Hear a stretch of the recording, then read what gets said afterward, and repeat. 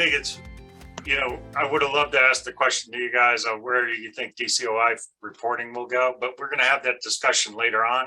And in fact, we've dedicated the last half of the summit to talk about that and bringing in thought leaders and industry on where the government should go with reporting.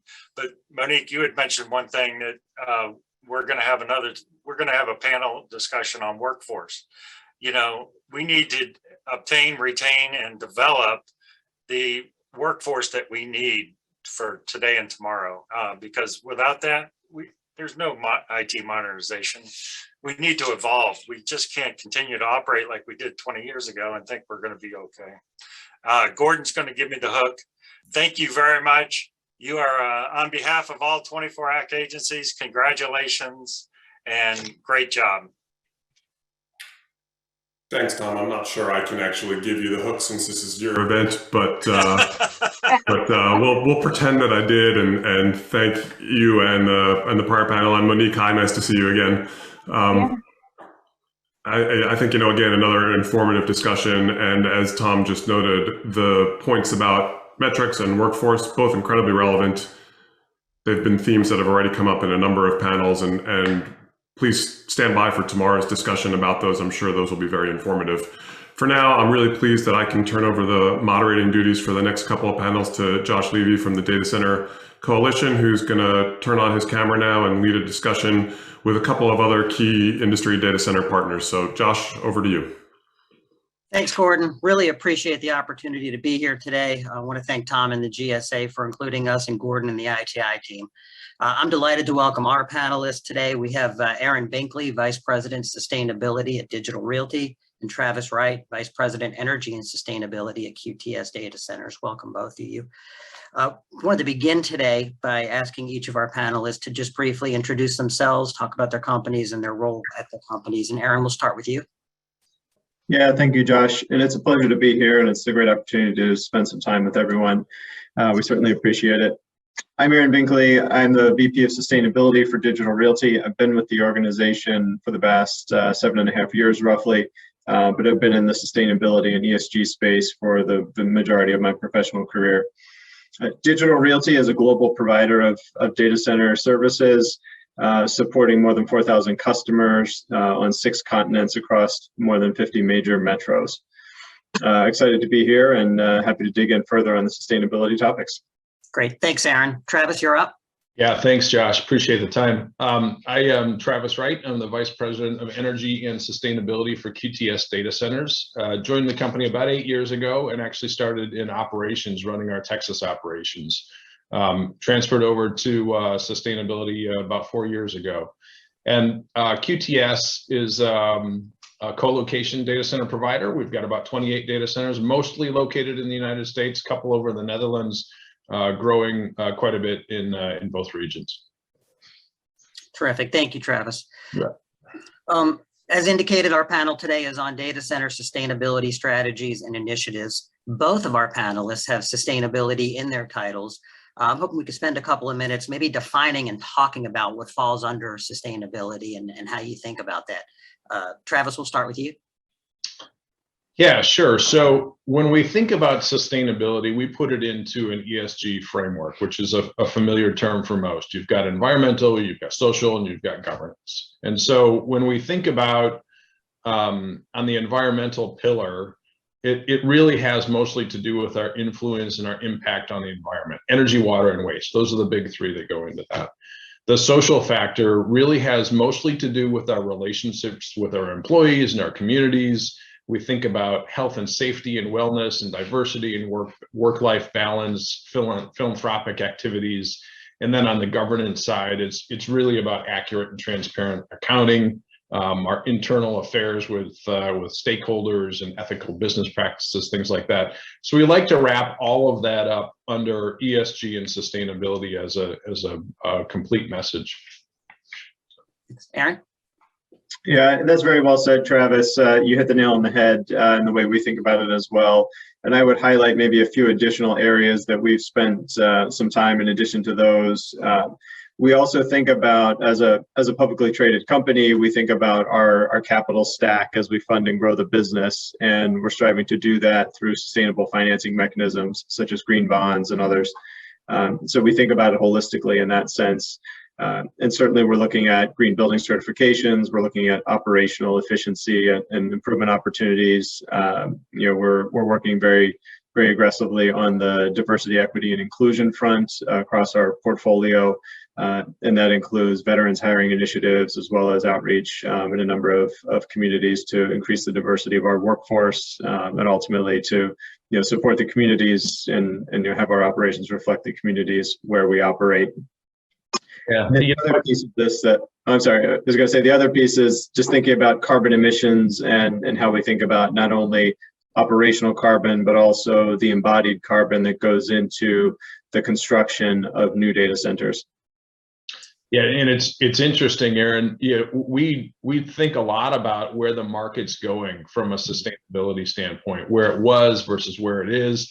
It wasn't that long ago when we were really very focused on just the environmental side and very much energy, which is absolutely critical at this point. But I think we can both agree that renewable energy and energy efficiency is sort of a table stakes at this point. That's where we all cut our teeth a couple of years ago, and we see these market drivers and trends that are pushing us in additional directions. And so we think about social policy and data transparency having to do with it.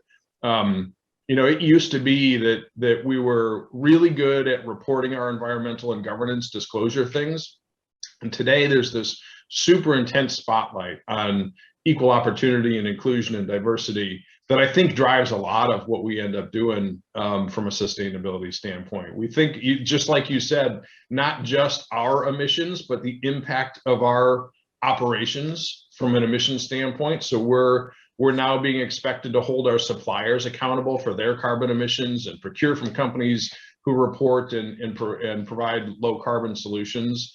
And boy, water's becoming a big issue. It is getting a lot of attention from the UN, specifically for data centers, we think water scarcity is the next topic that really starts to drive development in data centers. Thanks, Travis. I think it's fair to say that the data center industry didn't just experience this transformation as it really got underway, but was indeed an industry that leaned in a lot on sustainability, particularly looking at energy, pursuing aggressive sustainability, climate, environmental goals, and science-based targets. Aaron, can you talk a little about your corporate sustainability goals, including how you set, measure, and report on those? Yeah, I'd be happy to. At a high level, we set in 2020 a global science-based target to reduce our global emissions, both Scope 1, Scope 2, and also our Scope 3. So Scope 3 really looks at our supply chain and kind of upstream and downstream emissions associated with our business. But really, Scope 1 and Scope 2 are where the vast majority of our emissions lie. We do take an expansive view of that to include all the energy consumed, within the footprint of our campuses and our data centers. So that does include, ultimately taking some responsibility for energy that's ultimately consumed by users of the space. So we think about that at a very high level from a carbon emissions standpoint. Across the EU, we are a signatory to the EU Climate Neutral Data Center Pact, which commits our European portfolio to climate neutrality by 2030. And there's a series of about 6 different categories where we'll be measuring and denoting progress toward energy, water, circular economy, and a few other things. So we're very excited about that. And some of our European markets are really taking a leadership role there. And then beyond that, we set additional goals around green building certifications. We've set renewable energy targets, and we've set other, sort of lower tier goals as well as we look across our portfolio. And Aaron, is there domestic reporting protocols that you all utilize? We report our ESG progress through an ESG report. We also leverage TCFD and SASB reporting. We report to many other third-party ESG frameworks and reporting requirements, both voluntary and mandatory. Some of those are US-based, others are European or international. So we do have a range of avenues for the transparent disclosure not only of our goals, but also of our progress on an annual basis. Travis, can you talk a little about your approach? Yeah, sure. You know, and it's interesting. It's not terribly uncommon that we come across people in the industry, not so much in the data center industry, but at least customers who don't really understand the impact that data centers have. And depending on who you ask, data centers are using somewhere between 1% and 3% of the global power consumption, and have carbon emissions that are equivalent to the airline industry. It's a massive issue. And so Aaron's right. Yeah, taking an approach, a very structured approach, is important.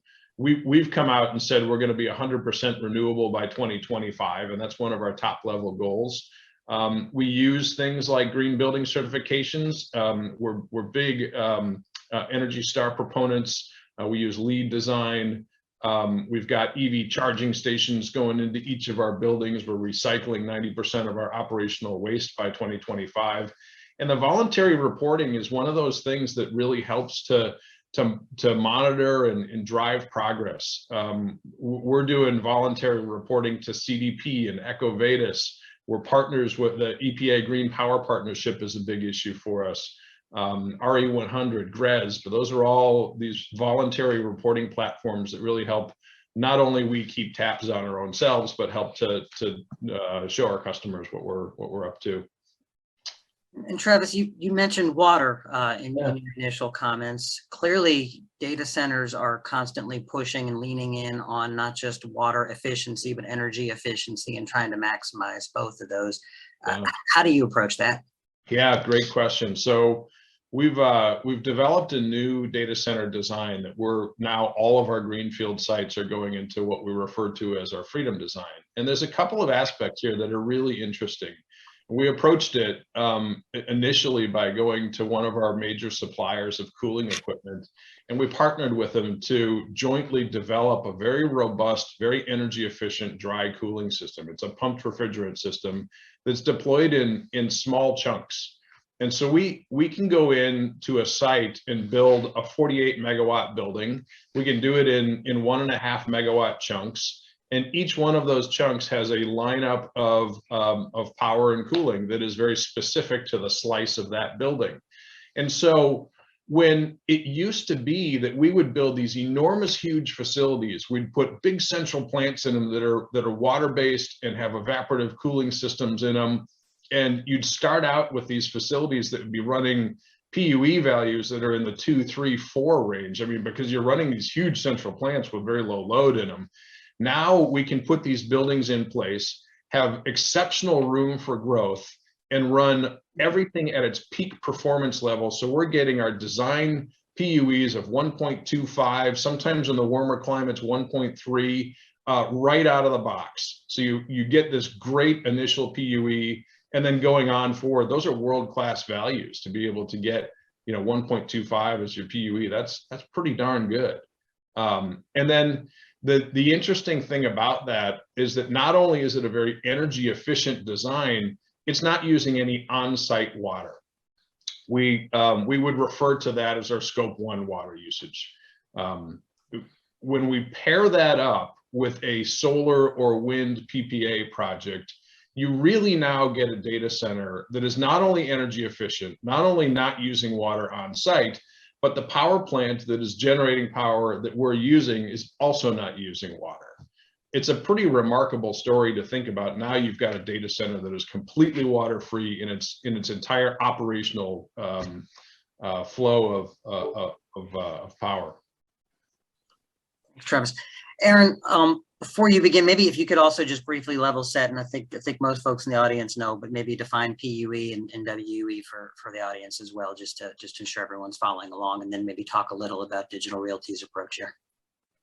Yeah, I'd be happy to. Both PUE, WUE, and you may hear CUE are acronyms for, in the case of PUE, power utilization effectiveness. So it's essentially a simple ratio calculation of the total energy consumed by a data center divided by the total IT power consumption within that data center. And the closer you are to 1.0 as your theoretical perfect building with no losses, the more efficient that facility. So as a very, and the water metric and the CUE metric work similarly. The important consideration there is, and Travis alluded to this, is that PUE is one factor, but water consumption and other things are also considerations, and finding that right balance is important. So that you can have an extremely low PUE if you're using gobs of water, and we're trying to optimize around these various these variables that we have to really optimize for a given location, climate, resource availability and other factors. So there is a fair bit of kind of nuance that goes into it, but the metrics themselves are fairly straightforward. But I would echo Travis's approach in terms of not only building to these measurable pieces within a large building, but also then being able to take those suites or those component parts and optimize them for individual tenants or customers that use that space. So in a multi-tenant data center, you may have 2, 3, 4, 10 different customers, depending on the facility and how it's leased. And each of those customers may have different operational and utilization requirements. They're putting in different servers, they're using them in different ways, they have different workloads, and being able to optimize for that, because there is no one-size-fits-all approach, that does become very important. We also work very closely with customers when we move them into space to ensure that their designs and installations are optimized for the facility. So, are the racks laid out efficiently and all facing the right direction? Simple things like that. Are we working on airflow containment? Are we looking at blanking panels and really optimizing? And in many cases, we're also going in and installing sensors to measure, temperature, airflow, humidity, to ensure not only SLA compliance, but also that the energy consumption is optimized so that we're not overcooling a space or pushing too much air through where we're just wasting energy. So all of these factors do go into a well fit out, a well-designed space in a multi-tenant data center. Thanks, Aaron. Data centers, I want to turn to clean energy specifically. Data centers have been a huge catalyst for clean energy development access in many markets now. Dominion Energy in Virginia last year indicated that partnerships with data centers accounted for 36% of all clean energy offered and under development at the time in the Commonwealth of Virginia. Data centers approach the need for access to clean energy using different strategies. Aaron, maybe tell us about your strategies for trying to provide access to clean energy for your tenants. Yeah, it's how much time do we have? It's a great topic, and we could go on for many minutes on it. Suffice it to say that we're working toward supplying renewable energy for all of our portfolio and all of our customers. Given the breadth and depth of our portfolio, that's a long road to hoe. But we're making steady progress there through a combination of measures, and these are tailored to individual markets. And what we strive for is to find renewable solutions where feasible that are net new, so they're additional and bringing on new renewables to the grid to displace dirtier forms of energy. We also want them to be local to the data centers, so they're in the same utility or grid region where we're pulling power from to operate the data center. We want to be injecting that renewable energy into that same grid. And then long-term, more aspirationally, is we really want to match the load profile of our buildings to the load profile or the generation profile of these renewables. That looks very different depending on whether you're in a deregulated market where you can go competitively source power, or if you're in a regulated utility territory like we see in most of Virginia. And when you look internationally, it can look different as well. But the way we think about it is having a lot of levers to pull, and we pull the appropriate levers, and oftentimes more than one lever, depending on the market. That could be everything from on-site rooftop or carport solar, all the way up through utility green tariffs and off-site power purchase agreements. But we do tailor those to the markets while also looking toward making consistent and rapid progress. Travis, how do you approach the need to provide access to clean energy for you? Yeah, first of all, very well said, Aaron. You covered what I think is one of the most important factors, and that is materiality. There are, we refer to them as shades of green when you're buying renewables. You can do a really green solution where you've got behind the meter solar on your roof, or an on-site project that's actually directly injecting energy into your facility. And then there are many different other options there, offsite PPAs, whether they're physical or virtual, and delivering RECs that are within market. So those are all things that are at sort of that top end of the shades of green, but you get all the way down to the bottom where you can technically be considered renewable if you're just purchasing offset RECs from Texas wind projects and maybe you're somewhere else in the country. Different clients have different standards as to how they like to do this, but we're really very well aligned with Aaron and Digital Realty, and that we want to make a material difference. We want to make sure that the projects that we're putting in the ground actually have some material impact on the environment. And to do that, you're having to look forward pretty far. It's unusual to find a project these days that has a commercial online date that is less than about 2 years away. So there's a long horizon here where you're going to have to kind of fill in the gaps with some other method until you get to the point where that project is actually generating power and bringing it onto the grid. I'll say that there are markets where it's very difficult to do this, where there is less choice. If we're in Texas in a deregulated market, it's pretty easy. There's lots of projects, there's lots of opportunities for different structures. If you're in a very regulated market, you have one choice for anything that's going to be impactful, and it's typically going to be through that regulated utility. And oftentimes takes longer, costs more, but still you're able to have a material impact. So Aaron's right. It is different in every single market that you go into as to how you structure those things. And you also said that different clients have different standards. And in that respect, I think a lot of your tenants are going to be different in terms of how they try and approach and access different solutions. How do you help your private and public sector tenants who are seeking to meet their own sustainability goals when they come to you? Well, there's certainly we end up being the contract entity for a lot of these big renewable projects. And we actually have hyperscale clients that are coming to us asking to solve their issues for them now. And that's really just a sign of the times from a renewable standpoint. We also do things that are a little less normal.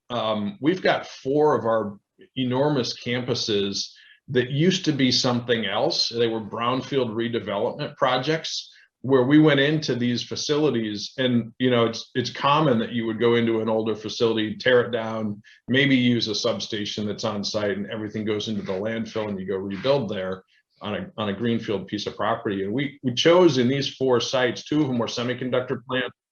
One was a Sears and Roebuck distribution facility, and one was the Chicago Sun-Times printing facility. And we turned those buildings into gleaming, beautiful new data centers, very energy efficient data centers. And we're able to reuse, we calculated about 1.3 billion pounds of steel and concrete and roofing material that normally would have been having to been remade and hauled to a landfill. So that circular economy approach is pretty impactful for a lot of our clients, at least anecdotally.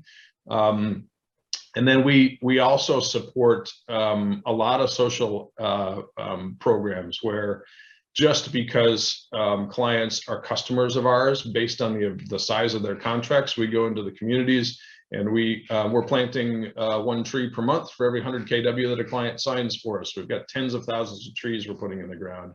We're building water wells in Africa based on the success that we're having on contracts. And so it's an awful lot that we do that's not even part of their specific line of business. It's just part of being a customer of ours. That's terrific.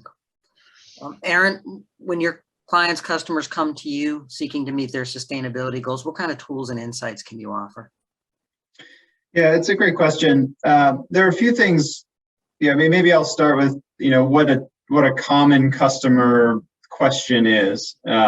So for an existing customer, it's not uncommon for them to come to us and say, hey, we need some sustainability information. We want to know our energy use. We want to know how much renewable energy we're getting. We want to know our carbon emissions intensity. We want to know our water use, maybe waste even.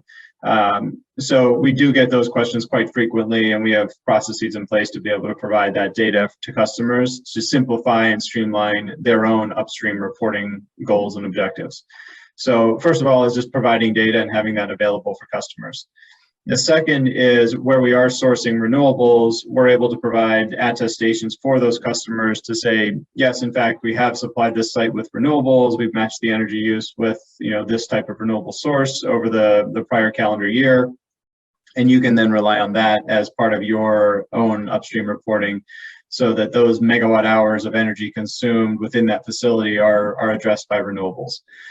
So that's an important consideration for a lot of customers, and we do see many inquiries along those lines.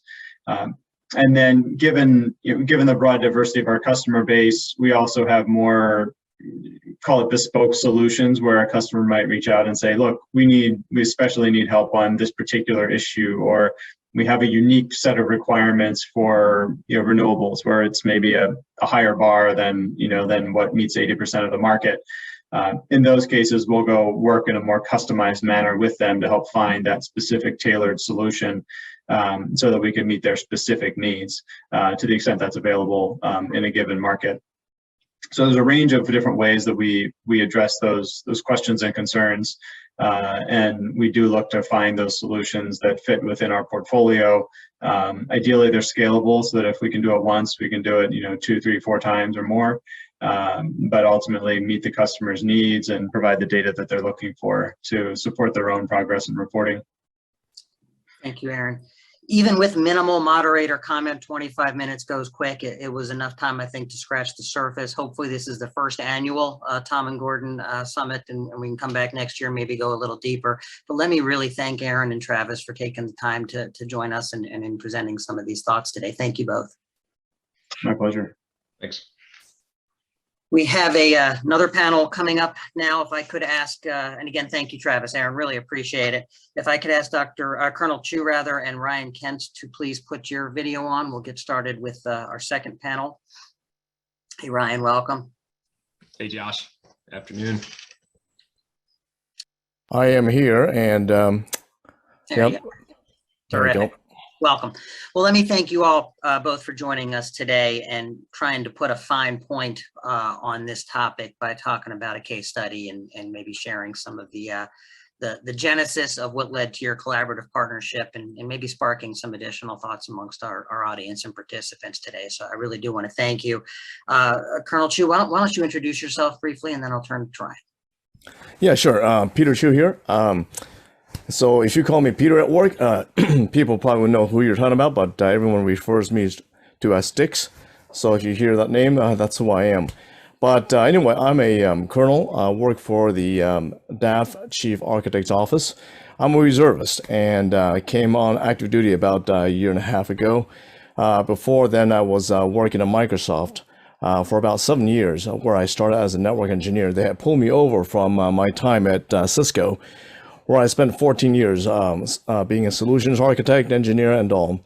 So they wanted me to come over and help with the building of Azure Gov and also Office 365. So I did that for a while, and then moved over to the field to support the cloud solutions architect role as cloud was slowly being embraced by the DoD at large. And so when the opportunity was offered to me to come on active duty to help with ABMS, I jumped on it. So Awesome. Thank you, Colonel. Ryan? Absolutely. First of all, appreciate the opportunity to participate this afternoon. Brian Kent, I manage our Department of Defense and National Security markets here for Equinix Government Solutions.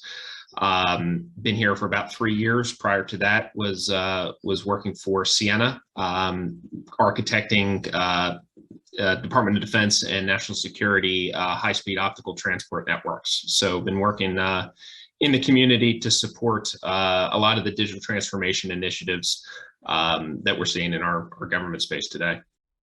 Terrific, Ryan. And before we get into the details of the case study, can you give a brief overview of Equinix for everyone?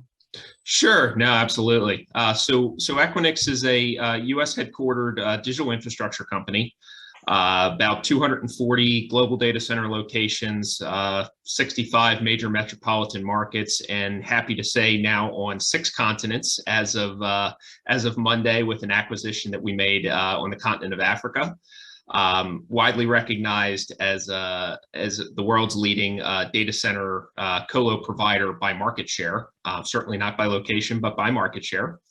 The company was really founded on the principle of providing network providers secure, resilient, vendor-neutral environment to privately peer and exchange data traffic to scale out the internet. And where we've come in the last 25 years of the company is having customers that have deployed in Equinix to take advantage of an ecosystem of network providers, cloud providers, digitally native companies, content providers, and now a growing list of federal mission partners and federal networks that allow our customers to effectively interconnect using either software-defined mechanisms or physical fiber interconnections across a global mesh platform to privately peer and exchange data off internet. The partnership between your organizations, the U.S. Air Force Integrated Warfighting Network and Equinix, provides some really terrific insights into how government can leverage private sector digital services to enhance mission readiness and capabilities while achieving cost savings, minimizing physical footprint, and making progress toward federal sustainability goals. I do think it's beneficial to briefly review the life cycle of this partnership.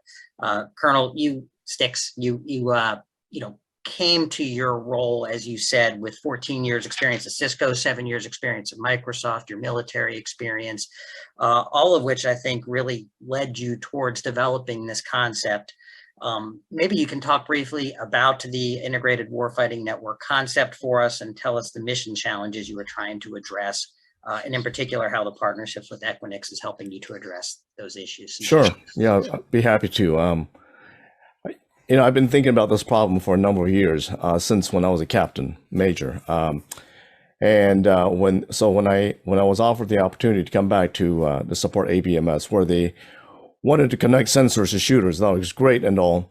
And then when ABMS matured to a point where they were turned over to a real PEO, the RCO, and I was then pulled up by President Dunlap up to the CAO's office. I told him during our one-on-one that if there's one thing that I would love to do as my last act in the Air Force, that would be to modernize the Air Force's network. And so as part of a collaboration between him and the Air Force CIO, Lauren Knausenberger, Mr. Dunlap and her agreed to work together to come up with a modernized architecture for our SIPR to make it more robust so we can actually use it in real warfighting. And I've been exposed to Equinix and Digital Realty and other carrier-neutral co-location facilities, one of the Microsoft, so they're always in the back of my mind as I think about solutions. And one of the big problems that we were having was that these networks were suboptimal. They're oftentimes under-resourced and overutilized. And, the SIPR is oftentimes tunneled over NIPR, and they're on different circuits. And so it's a mishmash. Sometimes they're tunneled, and then sometimes JWIX is tunneled on top of SIPR. And then sometimes they're bespoke circuits dedicated for classification. And so when we started to get after it, we thought just because we upgrade a circuit or a network connection to a base does not mean that we necessarily benefit all the users on base or all the classifications, because it was really only dedicated to one classification. So as we discussed it and ideated, we thought about what if we built a ubiquitous black fabric. That is, everything goes over commercial networks such that we can envelop the entire Earth with a black fabric, so that you can use any classification for any on any network from anywhere. To include, if you were in a cafe in the middle of Beijing, you should be able to use your network to get back to what you need to do and whatever classification you need. So we saw the same problems everywhere, and we wanted to solve this problem, and hence was born IWN, or Integrated Warfighting Network. And we wanted the biggest thing is to leverage the commercial network, because our DISA pipes are well known to the world, including our adversaries.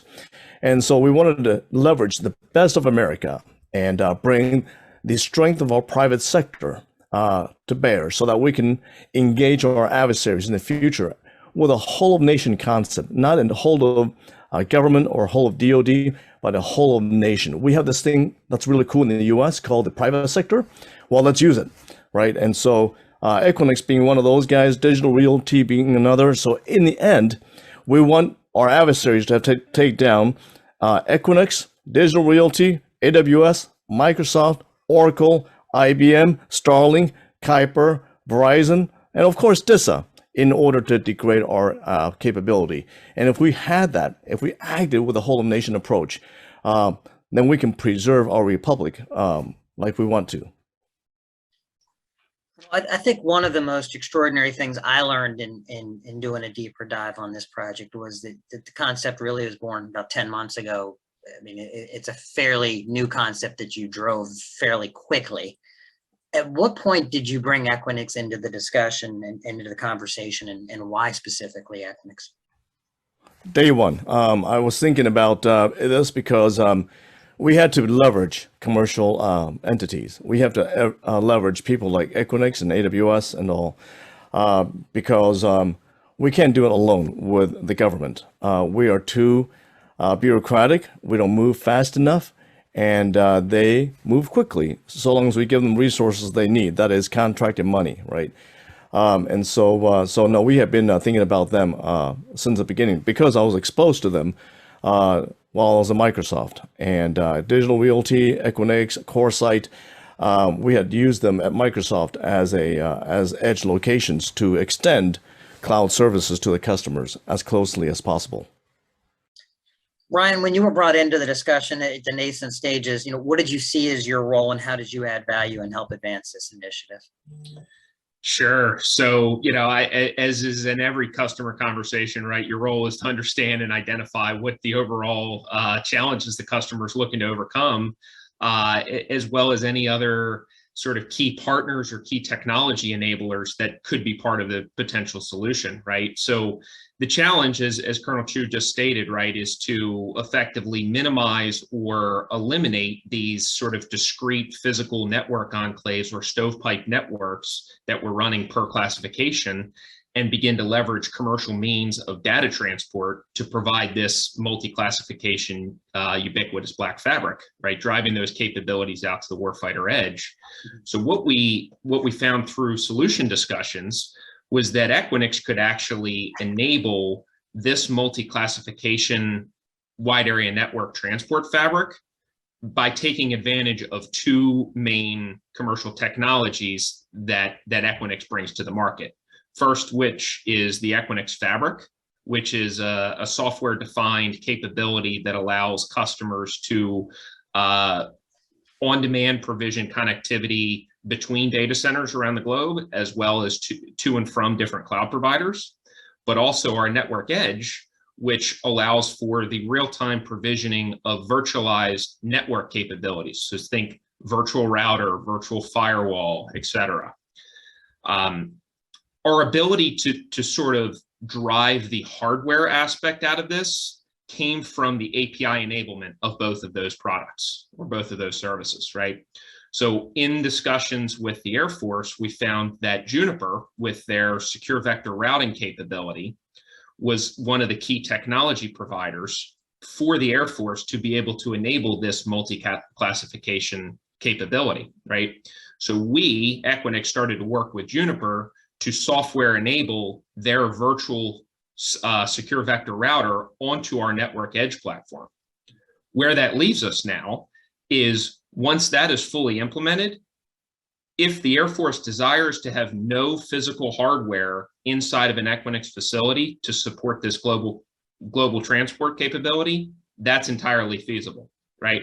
Certainly a different lens on sustainability, right? But the ability to go from a network stack hosted on government premise per classification times N locations versus having that all provided as a service out of a commercial location with the ability to spin up and down capacity on demand is truly transformative in some of these sustainability initiatives. And Ryan, in addition to your core technology capabilities, your partnership with Juniper, you all have a whole ecosystem of government and commercial partners that you can bring to bear. Can you talk a little about that? Sure. So, there's a common saying inside the company that there's more actually done at Equinix than by Equinix, right? I think all of my colleagues on the phone from the commercial data center industry would agree that a 5 nines plus of facility uptime and availability is really table stakes in our industry, right? But the value that we convey from the platform is really that provider availability, as well as driving those digital services to now allow customers to connect to and from the locations and providers that they need to connect to, right? So as we think of the platform, there's 10,000 customers on Platform Equinix today. All of those present an interconnection opportunity for the Air Force, right? Whether that's supply chain providers, cloud providers, mission partners, et cetera, on down the line, right? So, as that ecosystem of federal partners begins to grow, we see collaboration happen on the back end, which drives cost sharing, hardware sharing, bandwidth sharing. I'll give you a perfect example. We were working with another Air Force client that has the ability to collaborate with Colonel Chu and his team on the back end to basically share certain capabilities, right, that are similar in nature to the data transport, so they can effectively multi-purpose those links, if you will, right? Again, shrinking the footprint, shrinking the hardware requirement, driving cost savings for the government. Thanks, Ryan. Colonel, you wake up every morning thinking about how you can advance your primary mission, which is supporting the warfighter. That's what led to the concept. That's what led to this partnership. Can you talk about some of the key benefits and outcomes that you anticipate at the end of the day? Yeah, be happy to. Air Force has operated the way that we've operated for decades. And there is a certain mindset that has set in. And I think the biggest challenge I hope to overcome in this effort is to really changing the culture by having our leadership embrace this vision of the ubiquitous fabric or ubiquitous black fabric, having a growth mindset to think about that we're not simply building an IT network, but we're building a cyberspace environment in which our airmen operate and through which they operate as well.